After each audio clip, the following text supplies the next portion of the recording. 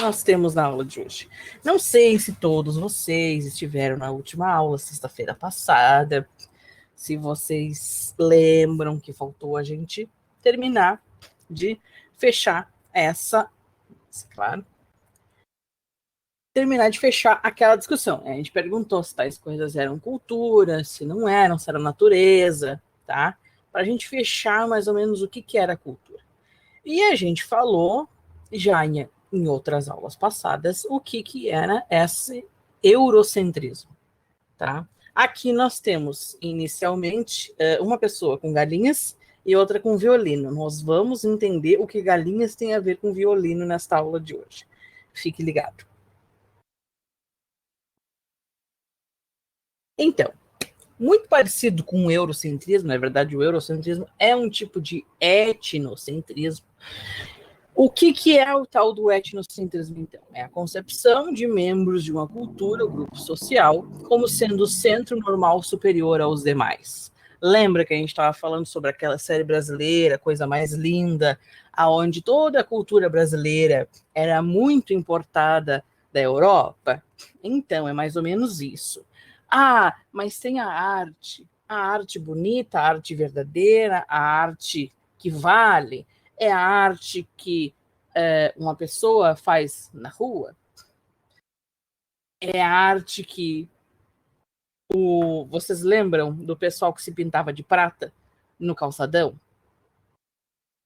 Mas então, é essa arte que é importante? Ou são as esculturas da Europa? Os quadros que eu pinto valem mais que um Van Gogh? O que é arte? O que realmente vale? O que é o centro da definição? A beleza. A minha beleza é o padrão? Não. O que é o que vale? O que é superior aos demais? É essa ideia do etnocentrismo. E isso a gente vê muito nas questões civilizatórias. Quem é o cidadão? Quem é o civilizado? Quem é que já viu? Não come desse jeito, menina. Não come de boca aberta. Seja civilizada. Não faz isso, não faz aquilo. Tenha modos. Tenha educação. O que são essas regras? Da onde elas surgiram? Se acalmem que nós vamos ver isso. Essa ideia, inclusive tem uma senhora muito querida, já falecida há muitos anos, né? Porque isso aqui a gente está falando da ciência das múmias, né? Que ela falava que a gente tinha lentes. Tá? Essa ideia da cultura como uma lente. Vou olhar para as coisas e vou interpretar elas a partir da minha visão. Tá? E a minha visão é uma visão centrada no que eu faço. Por exemplo, mas esse pessoal que come lesma, isso é muito nojento. Estamos partindo de uma ideia. Nossa, nós fizemos isso? Não. É a mesma coisa que alguém da Índia dizer assim, eu não entendo como vocês comem vaca. Vaca para nós é sagrada. Vocês entendem essa ideia do centro? Essa ideia de isso está errado? Por exemplo, quando os portugueses invadiram aqui, chegou o pessoal lá, as missões, chegou os religiosos. Não, vocês não podem andar pelado aqui, não. Isso não pode. Isso era uma visão centrada na ótica do porquê que o pessoal se vestia desse jeito? Não. Isso era uma ótica centrada em quem estava olhando. Inveja. Pois então, também acredito que fosse. Mas essa ideia de um etnocentrismo é algo que a gente precisa ter como visão, principalmente se a gente estuda diferentes culturas. E isso era algo que acontecia muito no início. O pessoal simplesmente chegava e, antes de qualquer coisa, o fato de estudar algum povo já é uma questão de que está transformando aquele povo em algo diferente. sei se vocês vão conseguir me acompanhar. O fato de escolher algo para estudar, principalmente naquela época, já era algo do tipo, eu preciso entender o que essas pessoas fazem de diferente. Quem são eles? Não pelo fato do tipo, vamos ajudar, ou até o próprio fato da ajuda pressupõe a ideia de que eles precisam de ajuda. Entende? Então, a partir do momento que você olha para algo que não é você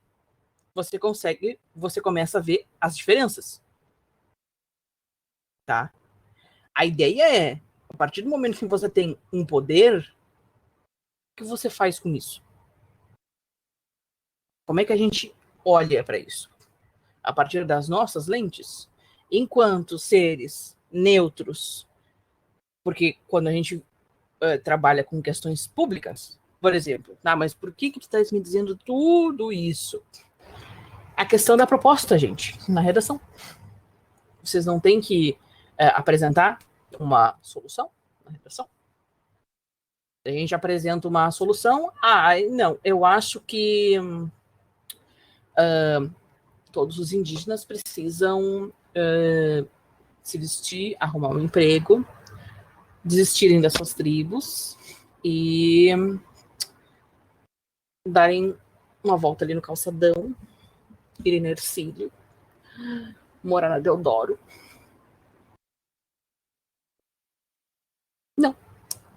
Não sei se ficou visível que isso foi o irônico, tá? Mas então, o que é a ideia do outro conceito? Relativismo cultural. E o que é isso? O ativismo cultural é baseado na ideia do outro como sendo relativa. Não existe um modelo cultural de referência. Não existe algo central de que aquilo é o correto e nós precisamos seguir aquela linha, aquelas regras. Aí travou mesmo.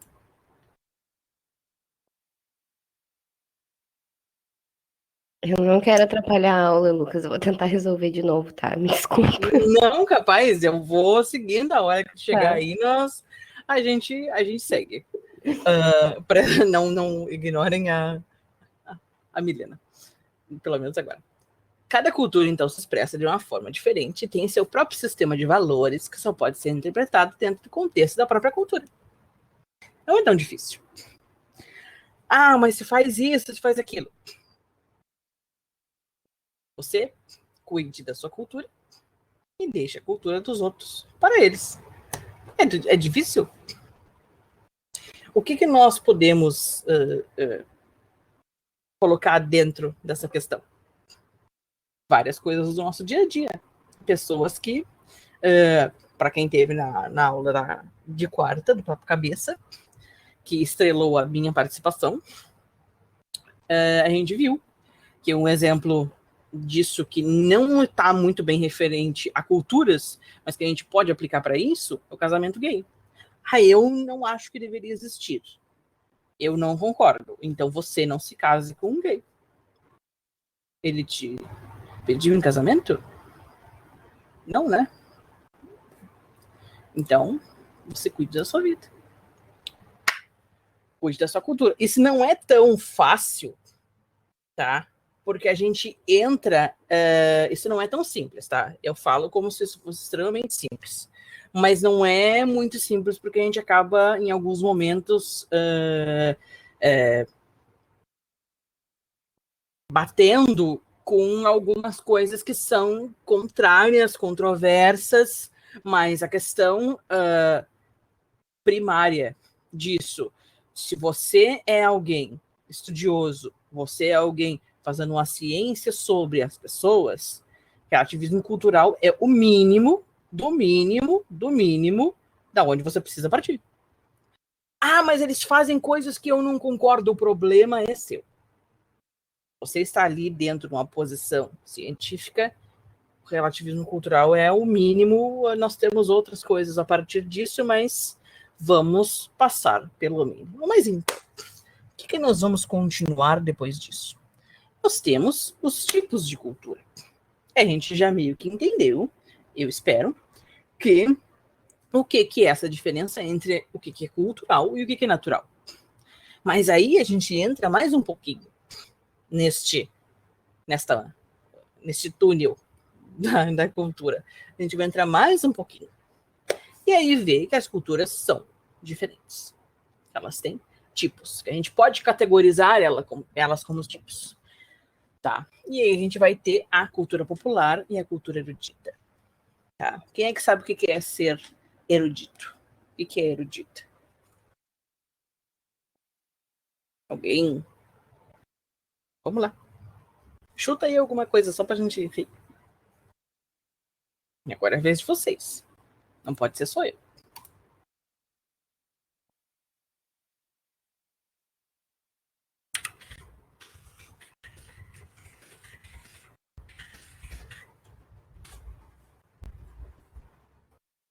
Ninguém? Algo superior? Pois então.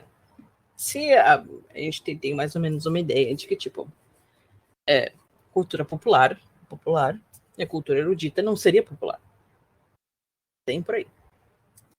A diferença entre as duas, como está no slide de vocês, está nessa atribuição de valores. E aí aqui nós vamos precisar voltar um pouquinho atrás.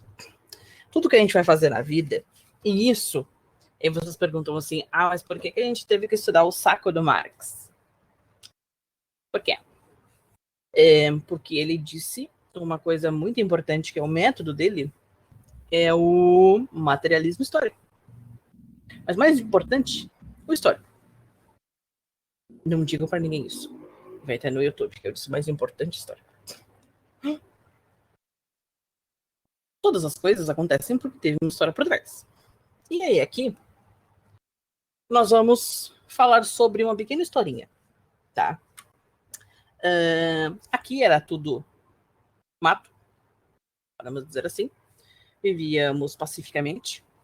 Vivíamos não, né? Porque minha descendência também é maior parte europeia, me desculpe. Aí chegaram os portugueses aqui e tomaram um lugar. Teve um genocídio muito louco, que nós vamos passar por toda essa história com um pouco mais de cuidado. Isso aqui é só para dar uma introdução. E os portugueses que tomaram o lugar tinham trazido consigo algo ainda mais anterior. A gente sai do feudalismo com os nobres e a burguesia, tá? Essa relação entre os nobres e a burguesia, eu não sei se vocês já viram na história, mas provavelmente vão ver. Essa transformação não foi de um dia para a noite. A nobreza tinha certos costumes. E a burguesia, por muitas vezes, queria se crescer. Em questão de poder, influência e todas essas coisas. Então vamos copiar a nobreza. Os nobres comem com talheres? Vamos comer com talheres também. Aí a nobreza chegava e dizia assim, puta que me pariu, os perrapados dos burguês estão nos copiando. Vamos usar, então, garfo e faca agora. Vamos ter uma colher para sopa. E a burguesia ia lá e copiava a regra. A nobreza vinha e dizia, nós vamos precisar de um garfo para salada, nós vamos precisar de uma faca para o pão. Esse é o ciclo. A diferenciação. Por quê? De nada me importa. Quando a gente sai do feudalismo e passa para o capitalismo, essas diferenças, e de novo a gente vai ver isso com um pouco mais de calma, mas para agora o que importa é isso, essas diferenças jurídicas, que a gente já comentou, elas já não existem muito bem. Tá? O que vai existir? Eu vou precisar criar regras e classificações para com que eu continue me destacando, para com que eu não perca todo o poder que eu, nobre, tenho. Eu tenho isso, eu não quero perder. Então, o que eu faço? Crio regras culturais do que me define e o que define o resto. A ralé. Para me levantar.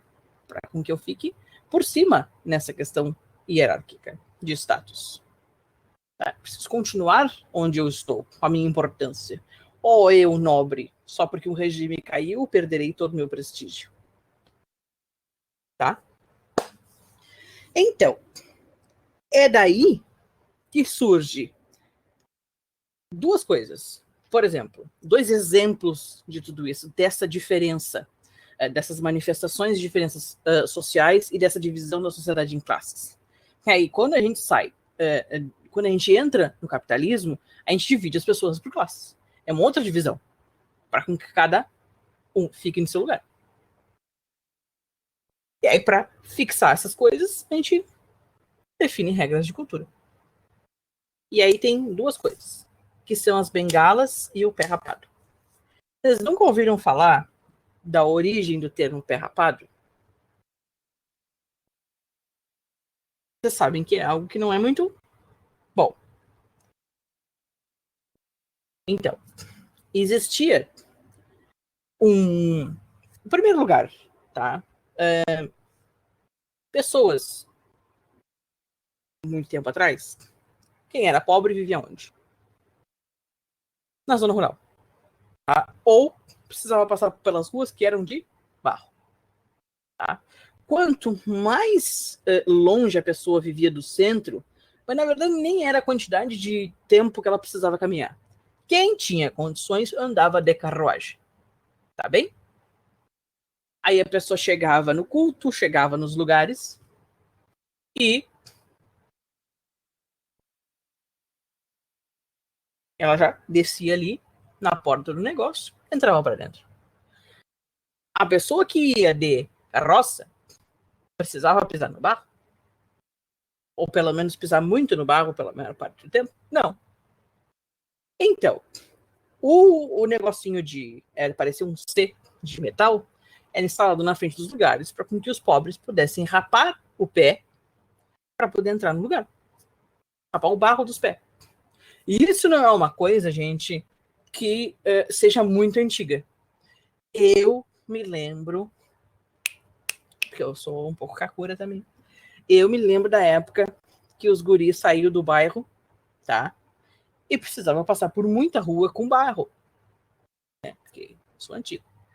E eles levavam, eu aprendi com eles, levavam um papel no bolso para na hora que chegasse no lugar poder limpar o tênis e não mostrar que a gente veio do barro. Isso não é... As coisas evoluem, mas elas continuam... Oi, disso. Só para dar um exemplo também, eu moro num bairro que não é asfaltado, e às vezes para a gente sair daqui para uma festa no centro, algum lugar assim, a gente saía de casa com sacola nos pés. Quando chegava no ônibus, a gente tirava a sacola e quando chegava no centro a gente jogava no lixo, para não mostrar que a gente veio de um lugar puro barro. Só para reforçar o exemplo. Não, é exatamente isso. Vocês estão entendendo? Esses são os pé rapados. E agora, do outro lado, nós temos as bengalas. E eu vou perguntar para vocês simplesmente assim: quem é que precisa de uma bengala? É real, é a realidade. Continua. Por isso que a gente precisa entender da nossa história. Tá, Augusto, o teu avô precisava de bengala?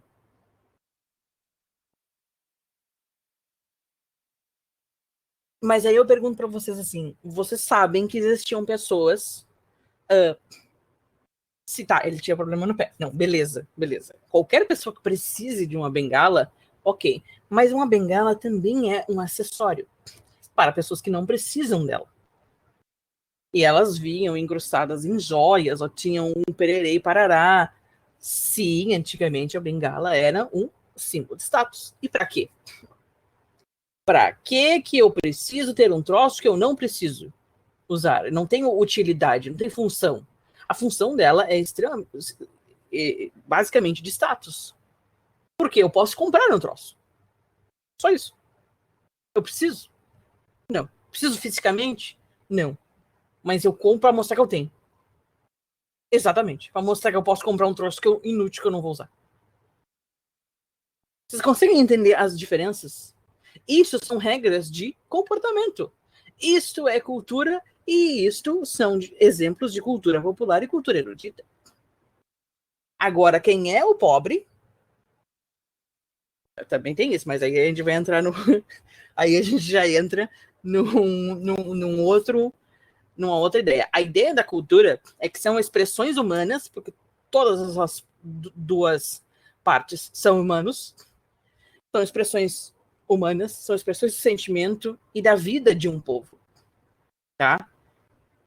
As mudanças culturais existem porque existem diferenças de vida. Existem pessoas que agem por algumas regras e outras por outras. E aí é que nós vamos entrar no próximo momento.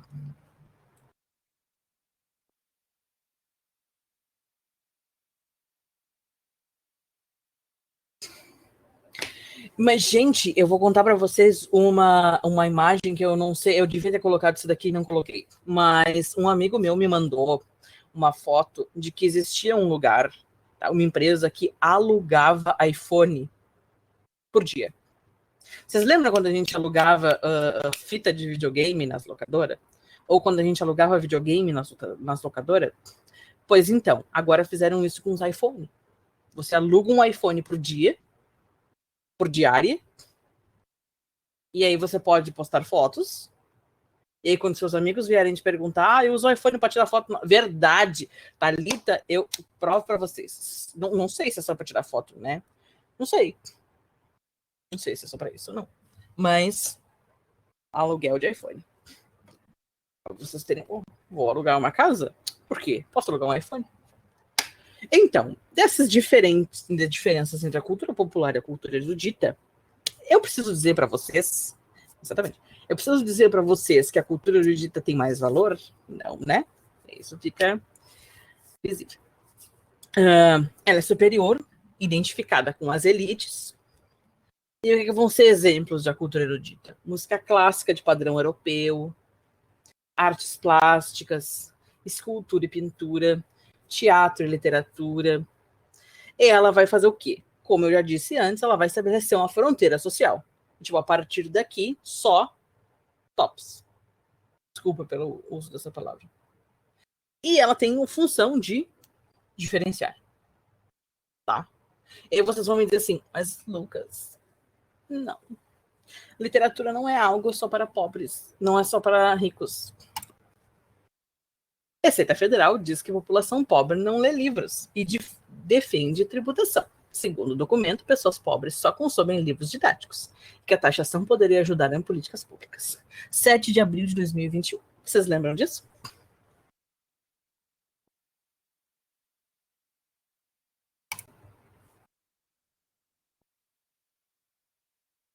Eu não tenho muitos livros na minha estante, mas infelizmente tenho muitos no meu cubinho, querido, que a gente não faz a para de ler. Mas é porque isso, a gente pode pensar isso de jeito. Deixa eu falar da cultura popular, porque a Milena ainda tem coisa para falar. Coitada, vou deixar ela mais um dia sem falar as coisas. Não, pode seguir. Eu só vou pedir desculpa porque eu não consegui destravar. Mas pelo menos vai ter uma imagem minha simbólica. Pois né? Então. Podia ter ficado em formato de GIF, né? Seria mais real. Podia. Mas vai, pode seguir, Lucas. Ah, sim, Paloma, exatamente. Os jovens não precisam ser críticos e que o livro tem muita coisa escrita. O livro tem realmente muita coisa escrita. Eu gostaria que os livros não tivessem tantas coisas escritas, né? Para mim ficaria mais fácil. Mas, né, acontece que tem.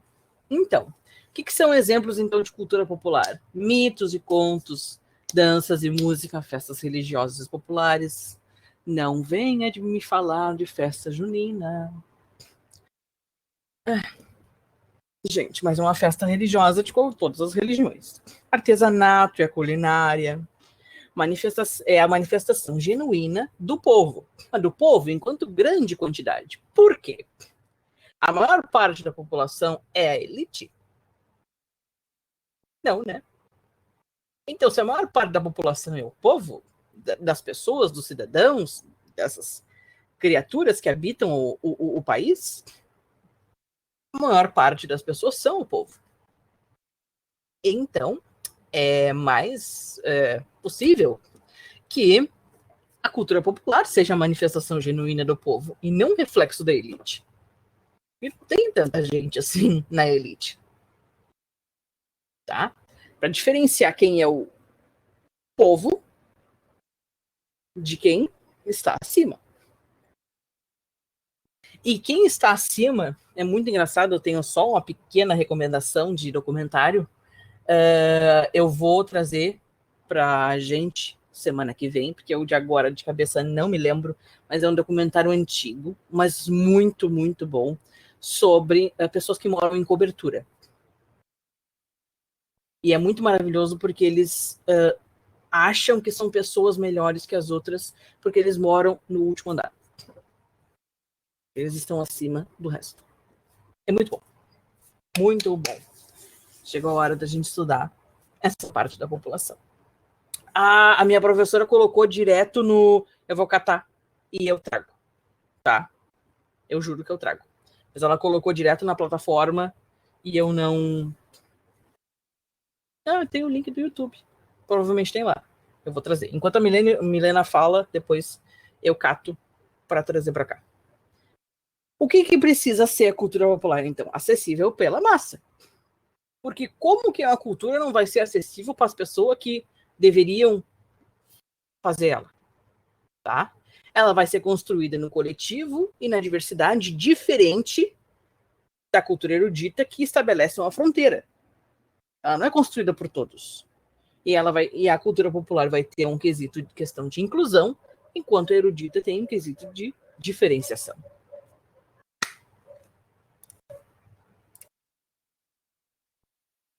Agora, vocês ficam com a Milena, que eu não sei se eu não chamei de Mirella, eu estou muito louco hoje. Não? Não. Ficam Tá. comigo travada, mas ficam comigo. Bom, né, o Lucas já falou da cultura erudita e da cultura popular, agora a gente vai entrar na cultura de massa e na indústria cultural, que eu particularmente amo, né? E para a gente entender um pouquinho da cultura de massa, a gente não pode falar ela sem associar a indústria cultural, né? E assim, a cultura de massa nada mais é que um produto da indústria cultural, né? E aí, como diz aí no slide, ela pode ser vista como a massificação da cultura com fins mercadológicos, né? E lá na indústria cultural, pensada por Marx Horkheimer e Adorno, que eles foram críticos, né, da indústria cultural, e essa crítica ela surge num contexto onde se iniciavam muitas mudanças trabalhistas e uma introdução de novidades tecnológicas nos meios de comunicação. E como o Lucas falou, né, anterior a esse momento da indústria cultural e da cultura de massa, a arte ela era usufruída separadamente, né? Tinha a cultura da elite e a cultura popular, né?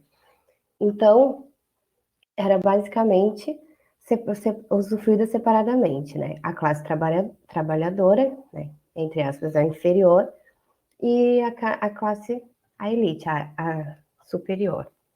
Né? Então, a classe trabalhadora, através da sua arte popular, ela fazia críticas, ela buscava uma transformações da sociedade. E aí, após a indústria cultural, isso se perdeu.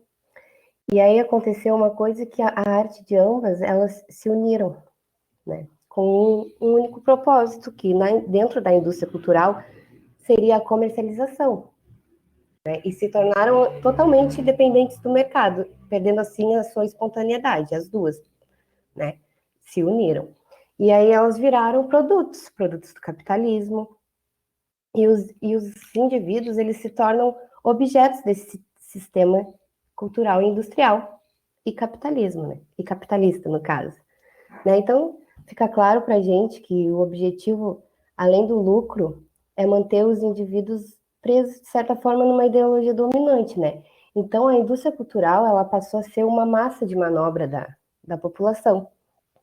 E, né, para a gente refletir um pouco essa cultura de massa, essa indústria cultural, né? Vamos pensar na relação entre a cultura de massa, indústria cultural e os meios de comunicação em massa, né? Porque, como eu falei agora anteriormente, a indústria cultural surgiu num contexto onde se iniciavam essas mudanças tecnológicas, né?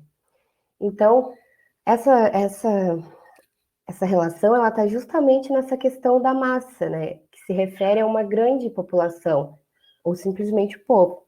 E aí ela se torna uma cultura padronizada a todas as pessoas de um determinado local. Então, a indústria cultural, ela usa dessa lógica de padronização para criar cultura, né? Seguindo um modo de produção industrial, por isso indústria cultural. A cultura, ela vira uma indústria, assim como as indústrias de carro, as indústrias de tudo, ela vira justamente uma indústria para gerar lucros, né? E aí os meios de comunicação, eles entram onde? Né? São eles vão difundir essas ideias, né? De como seria o ideal, né? De como a gente deve se vestir, se portar, o que comer, fazendo, de certa forma, uma grande lavagem cerebral na gente, né? Porque se a gente parar para pensar hoje, todo mundo tem internet, todo mundo tem TV, todo mundo, de alguma forma, está ligado, porque a gente está numa geração muito tecnológica. Então, esses padrões, mesmo que a gente não quer, eles chegam na gente, né? Quem não abre o Instagram e tá rolando ali, mesmo que a gente não queira, que a gente não siga, aparece ali, ai, patrocinado. Aí vem algum ideal de alguma coisa, algum site de algum blogueiro. Ai, como ter o corpo ideal, como se vestir de maneira ideal, né? Isso para mim aparece todo momento. Tanto quando eu fui fazer a minha aula para entrar no desafio, o processo seletivo, eu falei dessa indústria cultural, essa cultura de massa, e era bem no auge do BBB. E ainda eu e o Lucas a gente conversou, né, que a gente abria as nossas redes sociais e era só a Juliette. Só Juliette, Juliette, Juliette o tempo todo. Então, né, os meios de comunicação em massa, eles distribuem esses padrões. E aí eu tenho um exemplo sobre uma música, né, que tá aí no slide, que é o Baile de Favela. Quem não lembra da novela da Bibi Perigosa, né? A Força do Querer. Quando ela lançou, recentemente tinha lançado a música Baile de Favela. E a música era totalmente popular, ela tinha palavras de cunhos totalmente sexuais, ela era pesada, né? Quem ouvia essa música? Era a parte da população que era popular, né? E com a novela, o que aconteceu? A novela, ela retratava, né, a vida de uma mulher que se envolveu no crime, foi para a favela e tudo mais. E aí, o que a TV fez? Ela foi lá, pegou a música Baile de Favela, trocou as palavras de cunho sexual para poder tocar na TV, no horário nobre, das 9, né, que é o horário assim, mais requisitado. E liga a TV. E a música explodiu em todos os cantos. Então, o que essa cultura de massa ela fez? Ela, nessa indústria cultural, ela padronizou uma coisa que era popular e que não iria chegar em tantos lugares assim, não seria acessível a todos os públicos, né? E trocou palavras. As palavras que deram, e estourou, assim, ó. A novela foi um sucesso por causa da Bibi Perigosa, a música foi um sucesso, todos os bailes de favela que tinham na favela tocavam a música Baile de Favela, tanto que os acessórios que a Bibi Perigosa usavam, que era aquelas correntinhas no pescoço, eu até tenho até hoje, todo mundo começou a usar. Então, para a gente ver o tamanho dessa indústria, né? E o poder que ela tem e como que as mídias, né, elas conseguem potencializar esses padrões e vender essa cultura para gente. É a mesma coisa quando eu penso no cinema, né? Eu chego no cinema para assistir um filme e aí eu tenho a falsa ilusão que eu estou escolhendo o filme que eu quero assistir, né? Tem lá as opções. Gente, as opções estão lá, a gente não está escolhendo nada, estão impondo para a gente opções para a gente escolher. Eu sou fã da Marvel, de super-heróis, né? Para vocês terem noção do tamanho dessa indústria cultural, que ela não fica só nos filmes, né? Olha o tanto de acessórios que tem, canecas, camisetas e de tudo e mais um pouco. Então, assim, só para a gente ter uma noção da potência, né, que tem essa indústria cultural, essa cultura de massa, e como ela está presente na vida da gente, e o que ela acabou transformando a cultura erudita e a popular, né? Que ela pegou elementos das duas, nenhuma ficou de fora. Elementos das duas para poder padronizar com a intenção de gerar lucros, né? Porque a gente vive num sistema capitalista e tudo que a gente já estudou até agora, então tá tudo ligado, né? E na ideologia capitalista, o principal objetivo é o quê? É o acúmulo de riqueza, é a geração de lucros. Então, como não lucrar, né, com a arte, com a cultura, formando uma indústria cultural desse tamanho? Então, né, seria mais ou menos isso. A minha contribuição na aula de hoje, meio travada. Espero que tenham compreendido. E se tiver alguma dúvida, eu tô aqui, né? E aí, só para te Eu me complementar. empolguei, eu acho. Não, eu me empolguei, Não! né? Eu fiquei falando, Não! e eu me empolguei. É que eu adoro esse assunto, porque dá para tem tantos desdobramentos, dá para a gente ir para tantos lugares, né? E eu tento pegar os mais acessíveis que tá no nosso cotidiano para tentar deixar claro, assim, para a gente visualizar melhor o que está acontecendo, né, ao nosso redor e o que está se tornando as coisas. Mas pode complementar, Lucas, fique à vontade. Eu vou adoro complementar. Bom, desses exemplos, a gente pode pensar vários. Quantas vezes um BBB não exportou acessórios que as participantes usavam lá dentro para o pessoal de fora? Brinco, lembra a Manu Gavassi com aquelas plataforma alta, brinco, gargantilha, e aí sempre via aquelas publicações, use o brinco da fulana agora, vendo aqui. Entende? Essa é a ideia.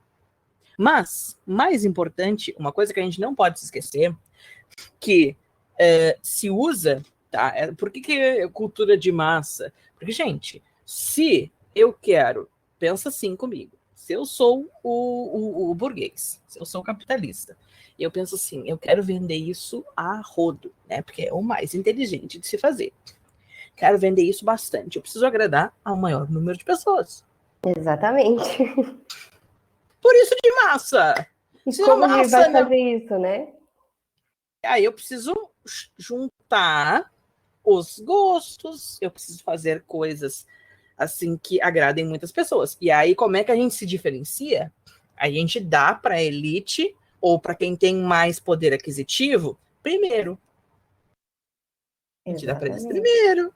Aí eles se diferenciam no ter primeiro. Eu tenho agora. Eu tenho como ter, ó, viu? Eu tenho. E aí Aí começa. Pode na falar, época que Lucas. na época que eu usava, não tinha ninguém. Bom, pode dizer, e aí depois E eu tenho outro exemplo. aí, e aí, como, né, tudo é tão rápido, a gente está numa coisa tão rápida, tudo acontece tão rápido, já lançaram outra coisa, já vão ter outra coisa que a gente, no caso eu me incluo, né, não vai ter. E aí a gente está sempre um passo atrás, mesmo nessa cultura de massas. A gente não pode deixar de dizer para vocês que o Adorno, que falou tudo isso, ele é filhote do Marx, né? Do E Marx, também, sim. como Marx, ele vai falar na ideologia. Ideologia que nós falamos aqui para vocês. Lembra o que era ideologia? Que não tinha nada a ver com Cazuza? Que a ideologia era uma ideia que a classe dominante precisava colocar sobre a classe dominada. Aí tem um vídeo muito maravilhoso, e aí esse não é um só, tá? Esse da Rita Von Hunt é Adorno, tá? Se vocês procurarem pelo nome dela e o Adorno, já vai achar. Mas eu recomendo todos eles. A Rita é uma drag que fala de política, e aí ela vai trazer o exemplo disso, que a gente não... Por que a gente precisa da sociologia? Para ver essas coisas que passam despercebidas. Ela vai dar o exemplo do jogo Monopoly. ou de vários jogos de tabuleiro. E aí você vê um exemplo e vai colocando nos outros. O Monopoly é o quê? Você tem as ruas, você tem o banco, o banco distribui o dinheiro inicial, e aí você vai pensando, você vai fazendo a conta. Eu vou comprar isso, e quando alguém vem, me paga o aluguel. E aí eu compro aquele também. Eu vou falir o fulano. Só que, dentro da lógica do jogo, a partir de um certo momento, por mais que o jogo continue infinitamente, porque quem já jogou Banco Imobiliário e Monopoly, sabe, desculpa os exemplos de Kakura, tá? Quem já jogou esses jogos de Banco Imobiliário e Monopoly sabe que ele demora muito para terminar, mas a gente meio que já sabe quem é que vai ganhar se é a pessoa que tem mais dinheiro. Por quê? Quem acumula dinheiro, a menos que tenha um azar desgraçado, vai eventualmente ganhar. Quem mais perde dinheiro, mais perde. Então, ou seja, o jogo se resolve em alguns... Inicialmente, ele tem a falsa ideia da democracia, da onde todos têm as mesmas chances, e aí são os dados. A partir do momento que alguém perde uma quantidade de dinheiro, é muito difícil recuperar. E aí depois, outro exemplo é War. Não sei se alguém já teve a oportunidade de jogar War. Eu já. Tu separa, todo mundo começa com a mesma quantidade de bonequinhos, de exércitos. Tá? A partir do momento que alguém perde uma quantidade de exércitos, recebe menos exércitos. Isso estão nas regras do jogo. O jogo, a partir do Adorno, te ensina que é assim que as coisas funcionam. E quem tem é porque mereceu. Se você não tem, é porque as regras do jogo são assim. Senta e chora e aceita. Essa é a ideia da indústria cultural, do Adorno e da cultura de massa. Sim, e outro exemplo, a gente pode pensar também dentro do funk, né? Não sei se é o termo certo para usar, o jeito que ele ficou pop, né? Se a gente pegar o exemplo da Anitta, que, né, é um estouro mundial agora. Quando ela começou lá no Furacão 2000, ela era MC Anitta. Ninguém dava atenção, ninguém queria ela tocando em nenhum lugar, nem em TV, nem em shows, nem em nada. Ela tocava toda semana nos bailes lá da favela do Furacão 2000. Quando ela juntou um dinheiro e ela lançou o Show das Poderosas com o dinheiro dela, tocando nesses bailes, ela começou a tocar em vários lugares. Aí começaram a notar ela. E aí o que ela fez? Ela não é mais MC Anitta, ela virou apenas Anitta. Ela trocou o nome dela para não ser associada ao funk e tocar em vários lugares. E olha, as letras das músicas dela mudaram totalmente, as batidas ficaram mais pop. Então, né, é um exemplo que a gente pode pegar no nosso cotidiano. E olha onde ela está agora, né?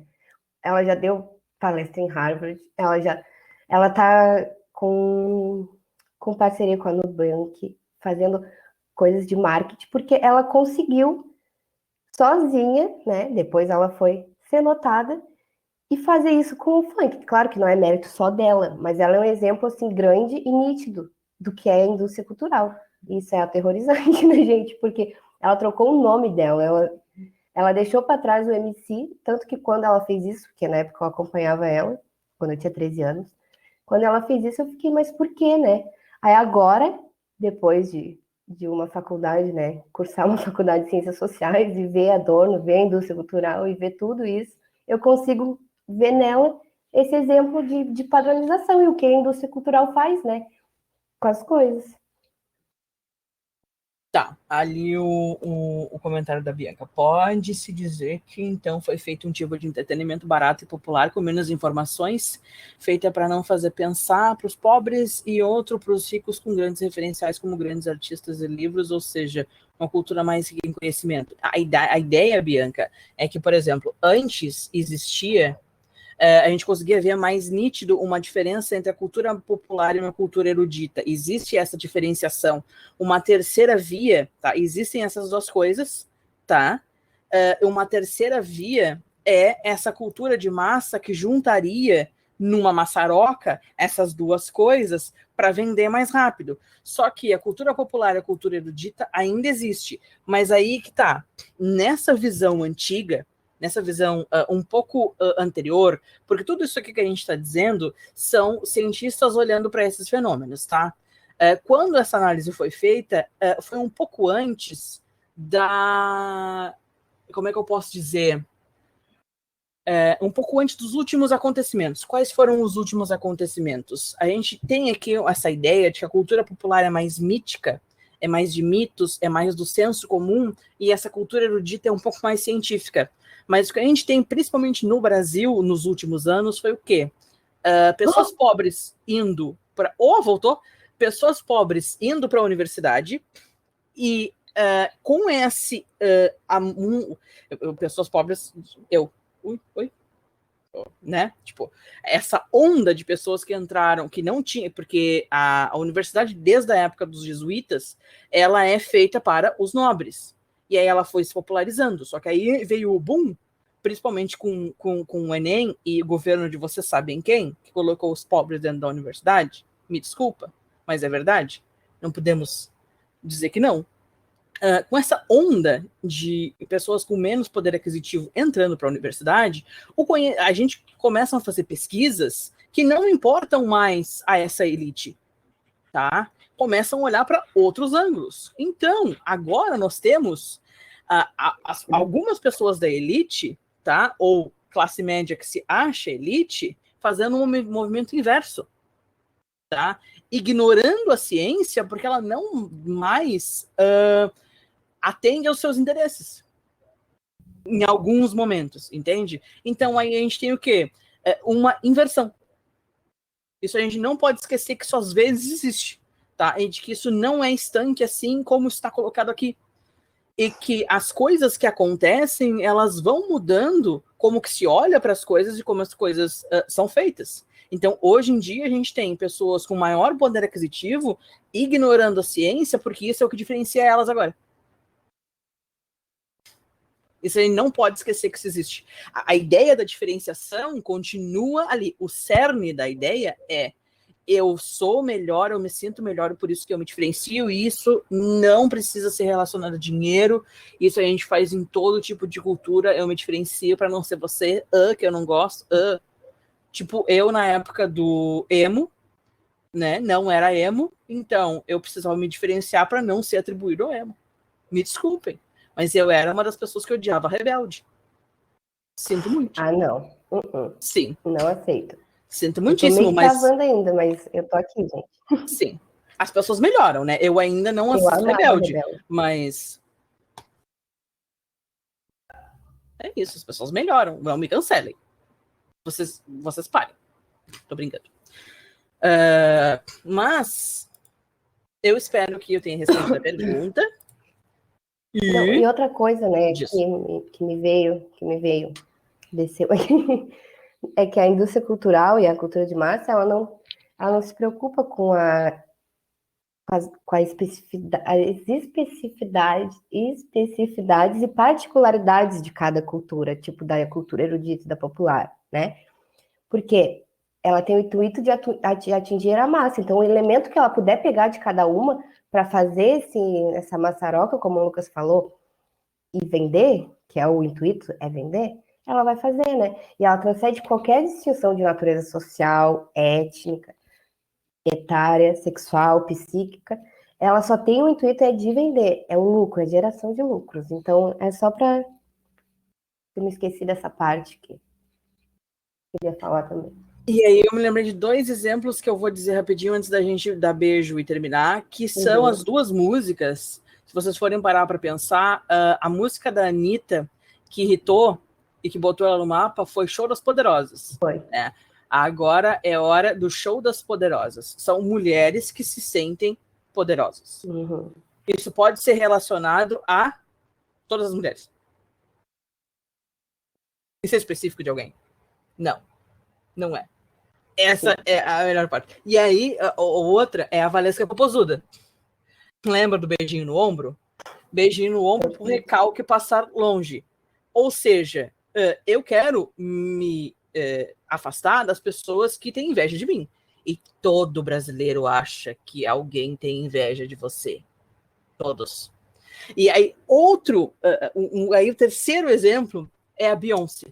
Aí, saindo da nossa cultura, indo para uma cultura mais americana, a Beyoncé foi inteligentíssima o suficiente para fazer a carreira dela baseada em coisas massivas. A música que irritou dela foi Crazy in Love, Louco por Amor, e era uma música romântica. Pronto. Aí depois que ela estava no ponto de deusa da humanidade, ela foi falar sobre o quê?